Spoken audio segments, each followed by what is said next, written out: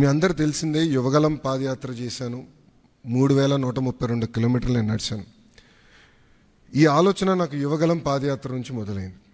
మీరు ఒక్కసారి కానీ మా స్పీచ్లు కూడా మీరు చూస్తుంటే, నా స్పీచ్ చూస్తుంటే నేను పదే పదే చెప్పేవాడిని, ఒక బటన్ నొక్కితే భోజనం వస్తుంది, ఒక బటన్ నొక్కితే సినిమా చూస్తున్నాం, ఒక బటన్ నొక్కితే ట్యాక్సీ వస్తుంది, కానీ ఒక బటన్ నొక్కితే ఎందుకు ప్రభుత్వం మీ దగ్గరికి రావట్లేదు, ఆ ఛాలెంజ్ నేను స్వీకరిస్తున్నానని ఆనాడు చెప్పాను. అందుకే ఈరోజు మన మిత్ర, ప్రజల చేతిలోనే ప్రభుత్వం, ప్రజల చేతిలో పాలన, మాది ప్రజాప్రభుత్వం, ఈ నినాదంతో ఈరోజు ఇది మేము ప్రారంభించడం జరుగుతుంది.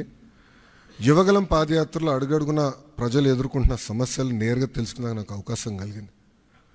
పొద్దున నేను బస్ దిగి పాదయాత్ర ప్రారంభించిన దగ్గర నుంచి మళ్ళీ తిరిగి బస్ ఎక్కే వరకు ప్రజలతో ఉన్న, కార్యకర్తలతో ఉన్న, నాయకులతో ఉన్న. ఊరు నుంచి ఊరు నేను నడిచేటప్పుడు కూడా అక్కడ ప్రజలతో మాట్లాడేవాడిని, లేదంటే కార్యకర్తలతో మాట్లాడేవాడిని, నాయకులతో మాట్లాడేవాడిని, వాళ్ళ సమస్యలు నేను తెలుసుకునేవాడిని. అది జరిగినప్పుడు నేను రైతుల్ని కలిసా, మహిళల్ని, విద్యార్థుల్ని, కుల వృత్తుల వాళ్ళని కూడా కలుస్తాం జరిగింది.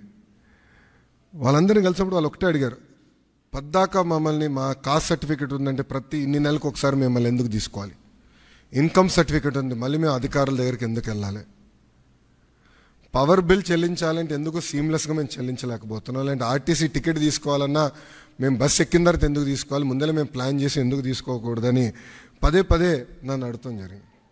ఇంతేకాకుండా మీరు చూస్తే గత 5 సంవత్సరాల పరిపాలనలో నేను అనేక సందర్భాల్లో సర్టిఫికెట్ రానికుండా చేసిన పరిస్థితులు చూసాం. అంటే అది చూసిన తర్వాత ఎందుకు అట్లా ఉండాలి. మీరు చూస్తే దుగ్గిరాల నియోజకవర్గంలో ఒక ఎంపీటీసీ గారు పోటీ చేస్తుంటే, దుగ్గిరాల మండలంలో ఎంపీటీసీ గారు పోటీ చేస్తుంటే సర్టిఫికెట్ ఆనాడు ఇవ్వలేదు, కావాలని బీసీ సర్టిఫికెట్ ఇవ్వలేదు. సో ఆ రోజు నాకు అర్థమైంది, సిస్టంలో ఒక లోపం ఉంది, ఇది కరెక్ట్ చేయాలి, ఎవరు ఇట్లా సర్టిఫికెట్ కోసం ఎవరు ఇబ్బంది పడకూడదు అనే ఆలోచనతో మొదలైంది.